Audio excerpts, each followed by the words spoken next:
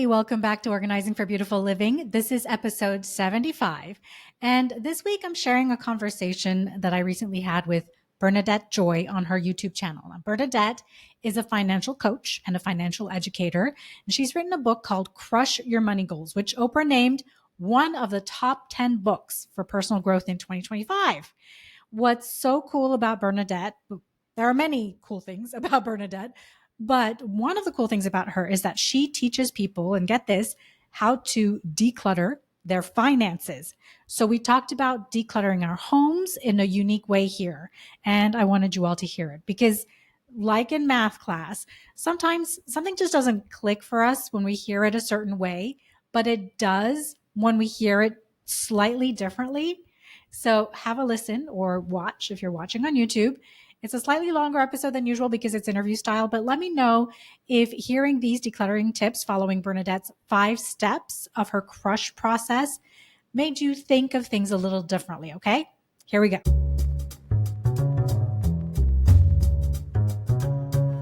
Hello, we are back for another episode of Crush Your Money Goals, and I am super excited for this topic because it's something near and dear to my heart, which is really how do you live your best life and organize yourself in a way that you don't feel stressed and cluttered and feel like total crap about where you live. And so I would like to introduce you to my new friend, and we met at a podcast conference. And I didn't know that you could have a podcast on such a topic. And so it was so exciting for me to meet her and to introduce all of you to her on her big tips. And she is a wealth of knowledge. What's so funny about the day that we met at the podcast conference is that I sat in on your session thinking of finances and understanding, and I was very excited about your book. And so I'm sitting in there, and then you start talking about, we need to declutter our finances. And I thought, wait a minute, this is exactly what people need to hear. So I was super excited to sit through the session, to read your book. It was amazing. And to find the parallels between what you do and what I do. So thank you very much for having me on. Thank you so much. And I love that you heard those parallels. I've gone through phases of being like super obsessed with this topic. And so it was a nice, I'll say, cyclical thing for me to meet you in this stage of my life, because I just told you right before we got on this conversation that I just moved, and I actually downsized from a 2-bedroom now down to a 1-bedroom with the hopes of being really to fully move abroad. And so I was like, oh my gosh, perfect timing to talk to you and get some tips for others if you're in a transition in your life and you're realizing the stuff is getting in the way of that transition. Since many people are meeting you for the first time here, can you tell us a little bit more about what it is that you do and how you do it? Yeah, so when you hear the word professional organizer, you think of somebody coming into your house and helping you, declutter, make your pantry look pretty and things are matching. And yes, that's a large part of what I do. My ultimate goal is to find that sweet spot for people where they're living with what they need, where their stuff isn't burdening them. By decluttering their stuff, it helps open up more possibilities for them because you have less things happening in your mind when your environment is in order. And so that's my goal with people. We are so aligned on that for sure. And similarly, when you declutter your finances, there's so much more that your mind can be able to process and create and heal from. And so we are going to walk through the 5 steps of Crush and talk about how organizing really can help you crush your money goals, but also design the life that you want. So the first letter in Crush stands for curate your accounts. So C equals curate your accounts. And one of the things that I have noticed about my clients is that just as how they might be cluttered in their finances, it tends to show a parallel in their homes. And so I'd love to get some insight from you on how we can be better curators within our homes versus what I call collectors. A lot of people feel that one side of their lives is very much in order. So for example, I was an engineer, and so I was very meticulous at work. Everything was in order at work. At home, that wasn't the case. And so I felt like my home didn't really reflect who I wanted to be and how I wanted to live my life. And a lot of it was because of what you just said. I was collecting things. So what we tend to do is we tend to accumulate in the early part of our careers, as we live our lives, we buy homes, we have children and that kind of thing. And where we need to start understanding that this is becoming an issue is when the things that we own are no longer always serving us. So you might have the collection of dishes, beautiful platters that you pull out once a year. Are those serving you? Well, absolutely. If you're going to use them once a year and you love using them, you love taking them out and seeing them and putting them away. Where it becomes an issue is when you have 30 coffee mugs and you only use 3. Do you really need the other? And you can start small.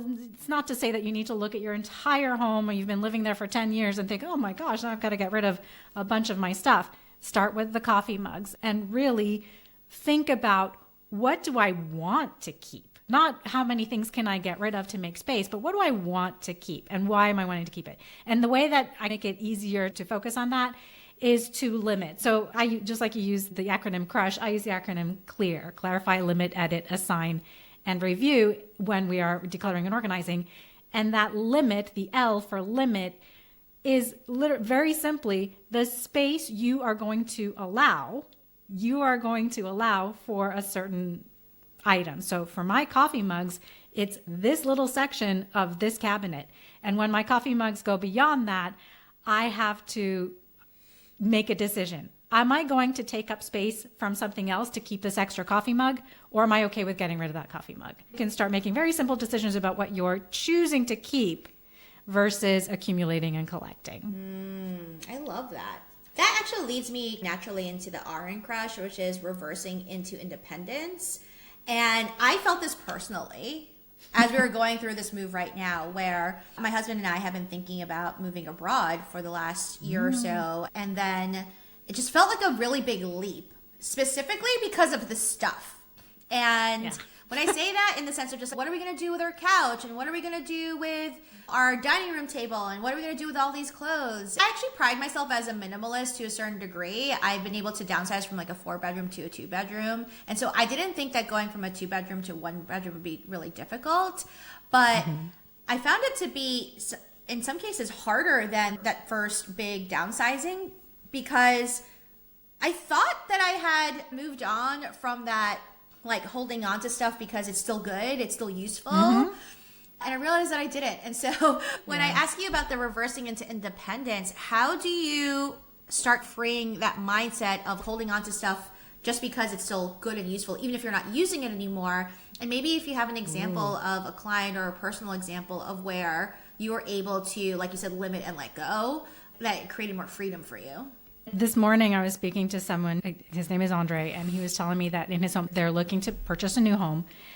And the spaces, the homes that they've seen and the homes that they've bid on so far, all have much less storage space than their current home.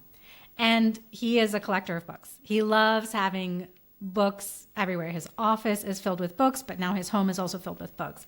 And it became very clear this morning that in order for his family to be able to move into a new home, something has to give. And the biggest culprit of taking up space is his collection of over 700 books.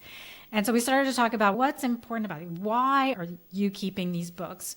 What prevents you from saying, hey, these books are available at the library, online, and in ways that you don't have to collect and keep?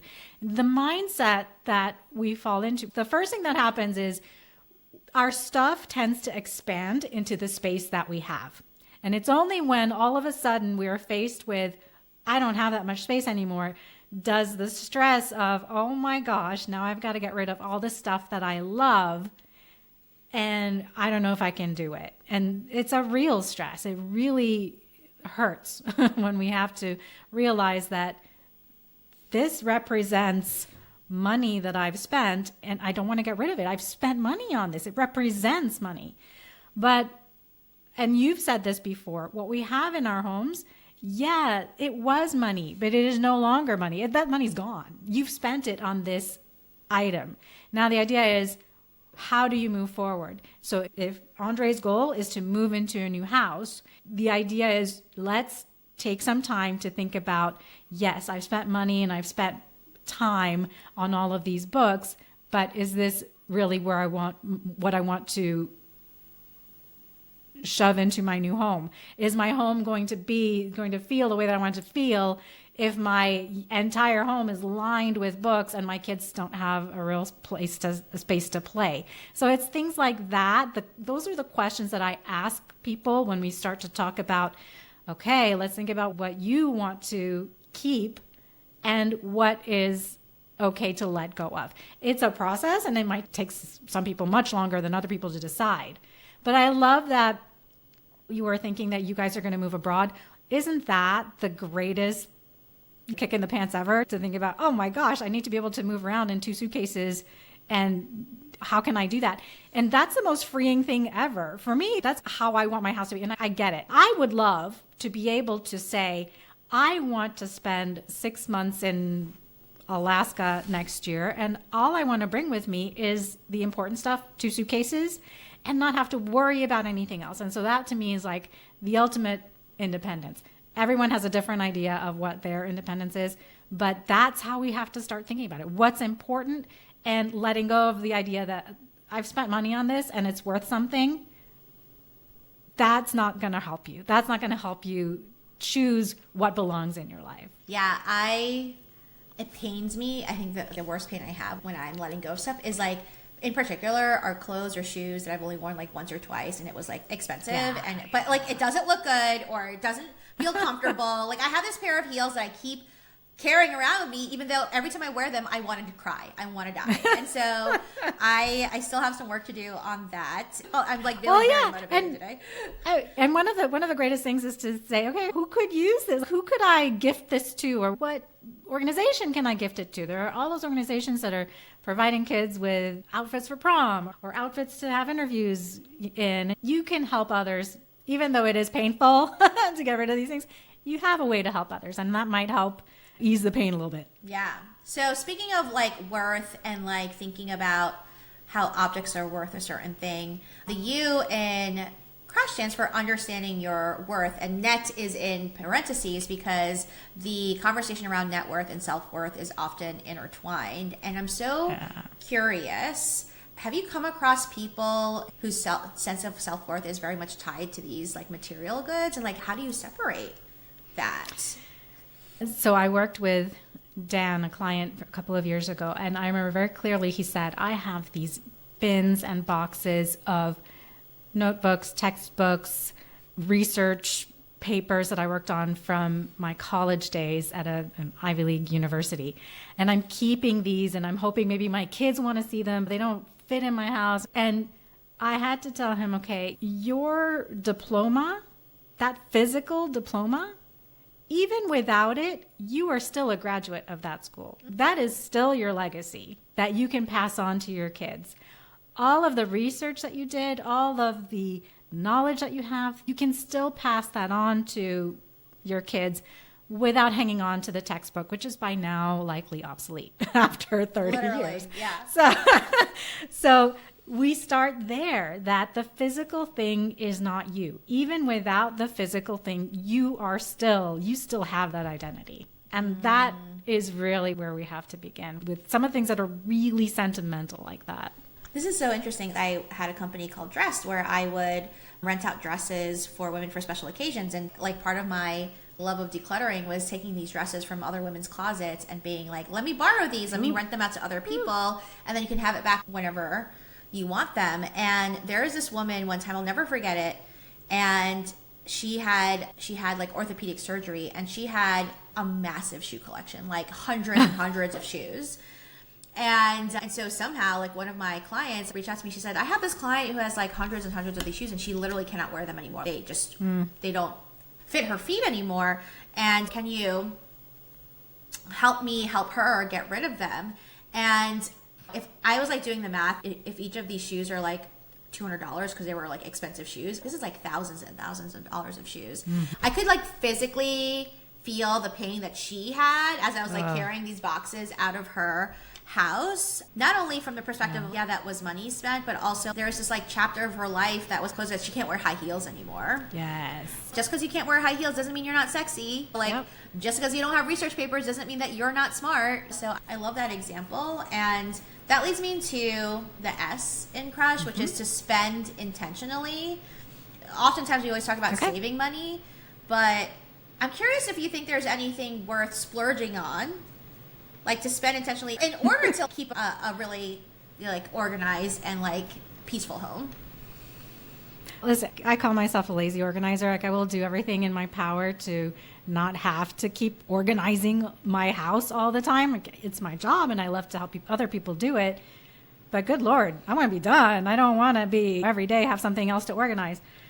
My feeling is splurge on what makes you excited, on what makes you happy.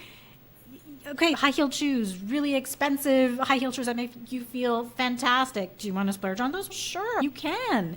It's a choice that you're making, but you're making it very intentionally. I'm splurging on these shoes. I know how much money I'm spending on these, and I know how much space they're taking in the things that are in your house, they are paying for rent. So when I'm thinking about buying something, I think about, is this guy going to pay his worth in rent in the end? Am I going to use these shoes enough, or do they make me feel amazing enough that I want to keep that guy in my house for a long time or a short amount of time? It's up to you. But it's a very intentional decision that you have to make. And your house is a certain square footage. Whether you're paying rent or whether you're paying mortgage, you're paying for that space. So fill it wisely. Fill it with stuff that you love. Just be very clear that you are spending that amount of money, that depth of money on that light fixture, and make sure that it's paying its worth in rent. I love that. Now I'm so curious if you want to spill the tea on this. Are there common trends of things that you see people like consistently regret spending money on? Regret, oh my gosh. It's when people are going past the childbearing years, when your kids are in high school and there aren't as many little kiddie things around. There's a real grief process that happens, right? You're like, oh, that entire stage of my life is done. My little kids aren't going to be so little anymore. And then they look at the volume of little baby clothes, baby books that they've kept as memories over the years. And it is bins and bins of stuff, because every little outfit and every little pair of socks has meaning. And so I'm not saying that it's necessarily a regret, but eyes are typically open when they look at the amount of baby gear, baby clothes, baby toys, baby electronics that they spent money on over the childhood years. Some of it is worthwhile. Some of it may not be in the end, but I think that's, for my clientele are typically moms, and that's a lot of what I hear. Wow, I didn't realize how much we spent on some of this stuff that they only wore once. But it was so special that I wanted to keep it. But you still spent money on it. And so I hear a lot. Mm-hmm. I, as a non-mom, I'm very curious your take on this. How much of like all that baby stuff and like childbearing stuff is like function versus keeping up with the Joneses? Listen, I'll tell you my own experience. Yeah. Like 90% of it was keeping up with the Joneses, but also, oh my gosh, if my kid doesn't have this and this and this, they're not going to be as developed by the time kindergarten comes around. And then how are they going to get into the gifted program? And then how are they going to get into college? And the child is 2 years old. Wow, that was a path you just took me on. Listen, no. And I was just talking to Andre about it, because he has a preschooler and an infant, and he was already talking about languages. If she's going to be going into a gifted program or in kindergarten, then she needs to learn English now, so that she's on par with all the other kids, because they're non-English speakers at home. And they want their kids to be bilingual, trilingual, whatever. But he was really concerned about it. And I tell you, I was concerned about it too when my kids were 2 and 3. Are they going to get into the right kindergarten? And do they have all this stuff to develop them? So the toys, the puzzles that develop the motor skills, do they have the newest one? Because new research came out that they need to learn how to zip a zipper quickly. All of these things that I spent money on. And now I'm like, really? I could have just given her my jacket to practice zipping up a zipper. But we just don't think about those things. We don't think about the alternatives because we want the best. Okay, that leads me into the HN crush, which I'm sure that I've heard this from some of my clients, that some of their kind of overspending on their kids is a reaction to what they feel like they didn't get as a child themselves, or like trying to make up for parenting that they didn't get. The first question around healing your money wounds, the last letter in crush, is what kind of wounds do you see getting opened up and then subsequently healed through the organizing process? And in particular, there are two types of people that I would love to get your thought on. The first one is on like aging parents. And I'm saying this selfishly, as I've had to go through the process of watching my mom and then watching my in-laws like transition homes like later in life. And it was painful. And it still is painful right now to get them to get rid of stuff. So what is your take on why that might be happening? And like, what are some practical steps for a family to go through that process? Yeah. We know that a lot of this is generational, and it's based on the era that someone grew up in, and like you said, their past experiences. So for our parents in that generation, scarcity was a real thing. It wasn't just, we might not have toilet paper tomorrow. It was like, we need to keep this piece of string because who knows when we're going to find a piece of string when we need it. Things were not as proliferate out there in the marketplace as they are now. And so that tendency continues. My mom keeps every box, plastic bag, Amazon package, every single one, because she, quote unquote, knows that she will use it to repackage something to send as a gift, to send in the mail. And so she has a closet full of this packaging that she's keeping. And I will look at that and say, oh my word, like, why would you keep it? When you need a box, you ask somebody, you ask a neighbor, hey, you have a little box I can borrow? But that's not the mentality that they have. And so we have to understand that. As organizers, we are very conscious of that, and we are very careful about how we approach these things because it does cause a lot of pain. And so when I work with seniors who are going through a transition, I understand that their entire life is changing. It's not just the stuff, but it's also their lifestyle is now changing. Their home is no longer necessarily the giant hub of where all the kids are now going to continue to gather and bring all their stuff and where all the memories live. Now they're switching homes into something new.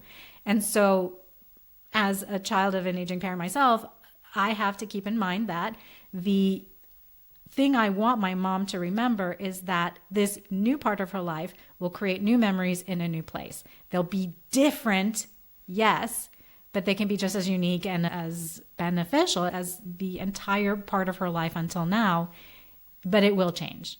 And we as kids, we have to be conscious of that. It's difficult. We get frustrated because we're like, oh my gosh, why are you keeping 50 pens? It's a visceral feeling of, I must keep this because it's wasteful for me not to, and I may not find a pen when I need it again.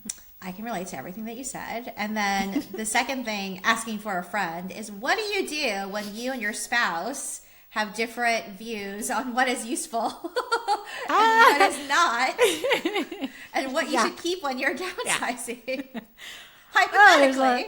Hypothetically, there's a lot of compromise. My husband keeps every cord, and we laugh about this all the time now. It's frustrating for me and for him because these old electronics and old adapters and old cords, I know. Oh, we know. Because I know everything. Because I know everything. Yeah. That he will never use those again. No one will ever need those again. He knows, because he knows everything, that will come in handy one day. And so we've compromised. I call it his black box of doom. It's a big plastic bin, and all the electronic stuff goes into that one box, and it stays in this particular cabinet. And if that box gets full and things start, like, again, we got to think about the limit of the clear process.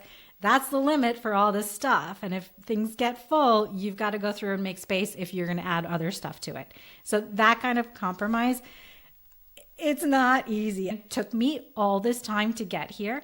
I no longer have strong attachments to things that people might consider sentimental, like greeting cards and art that my kids made when they were little. I don't have a whole lot of sentimental attachment to that. Yeah, I have pictures of everything, and the memories are beautiful when I look at those pictures. Love that.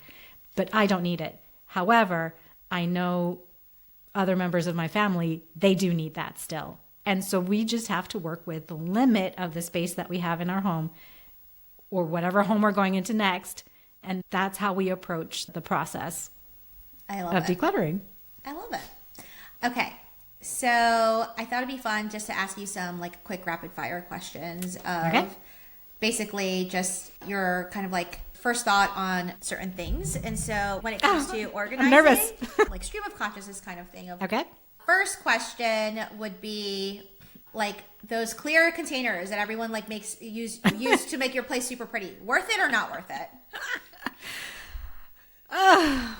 You're that, like the first question right off the bat is, okay, not worth it until you have decluttered. Once you've decluttered and you see what you have, then you decide, do I need a clear bin for this or can it just sit in the drawer without it? I tell you, I've gone to a house where they've bought all the beautiful bins and spent thousands of dollars on the stuff and put them into drawers or whatever, and one bin holds one pen. Do you need that really? So I would say it could be worth it, but declutter first and see what you have, and then shop your home first and shop natural products first. Got it. Okay, so only worth it if you've already decluttered. If you just start putting trash into it, not worth it. Okay. Yeah. So as someone who is guilty of having the bag of bags, I am totally that person. How many bags, if you are going to keep bags, is the amount of bags that you should have in the bag of bags? All right. For someone who gets groceries for family, I have come out of a grocery store with 8 bags. So that's what I keep in my trunk. And by the way, it doesn't sit in my house. It stays in my trunk because we drive everywhere. We live in a place. So it doesn't take space in my house. It takes space in my trunk. That said, you can get to that number by seeing what's the biggest load that I need to carry out of Costco any given week. Make that your maximum. And I promise you, if you go into Costco and you're missing a bag, like you will find a bag somewhere. Bags are not scarce. Yes. Okay. Everybody's giving out a bag. Okay. Next quick question is favorite way to organize shoes. Do you have a favorite type of organizer? So what you can do to create a tiny bit more space, maybe you can fit one more pair on a shelf, is to do one with heel forward and one with toe forward. Oh. And that will take up a tiny bit less space, and it can make all the difference to making your closet carry a few more pairs, which every pair counts. So try that. I love that. Okay, next question is how much makeup is too much makeup? There's never too much makeup. No, I'm not a makeup person, so I say that, but I say that in reality. It's, you know what your morning routine looks like. Too much makeup is when you've set a limit and it goes beyond that. And you can choose, though, what that limit is. If every drawer in your bathroom and every cabinet in your bathroom is your makeup, and your husband's stuff, sorry, babe, it's got to live in the guest bathroom. Can't live here. Mm-hmm. All of this is my makeup space. You're making that choice that's the amount of makeup I'm going to keep. Maximum. We fill our space based on the amount of space that we have. That's true. That's true. And then last question are any tips for the pantry on best storing your snacks as someone who snacks a lot? A lot of people like to decant into clear containers so they see how much they have. If that makes sense for you, that's fine. The only thing to remember is that takes maintenance. So you do it once, you've got to continue doing it every time you go to the grocery store or every time you get low on that snack. So is it worth it to you to decant? That's the first question. Not, you can have those snacks you put all the boxes and bags of snacks into a beautiful basket. So visually, you're not seeing the jumbled mess. Everything is contained and in order, but you don't have to decant every single package of everything. Sometimes my kids will have one type of Oreos. Sometimes they want 3 types of Oreos. If I had a separate container for each type of Oreo, like we would have 50 containers for every type of snack that we have in our house because we don't buy the exact same thing every week. That's right. So the amount of time that you want to spend maintaining is going to determine how much of that decanting you want to do. But an easy way to make your pantry look nice is to contain stuff into uniform containers, whether those are baskets or baskets or boxes that you can put all your containers into so that they stay in order. It's visually clean, but you don't have to decant every single little thing. I love it. So that's a tip. Yay. Good job. See? It wasn't too bad, right? It was good. Just so you're aware, Bernadette paid off $72,000 in student loans in just a couple of years, and she is now retired at the grand old age of 40. In fact, she and her husband retired a couple of years ago, so under 40, but they're obviously not idle. They're on to their next endeavor. And Bernadette is just such an inspiration. I've put a link to her book, Crush Your Money Goals, in the show notes. It's an easy read, and I've given a copy to both of my college aged kids. It's a great starter, a great primer for kids. Please, please share this episode with a friend, okay? Have a beautifully organized week. I'm Z, and I'll see you on the next episode.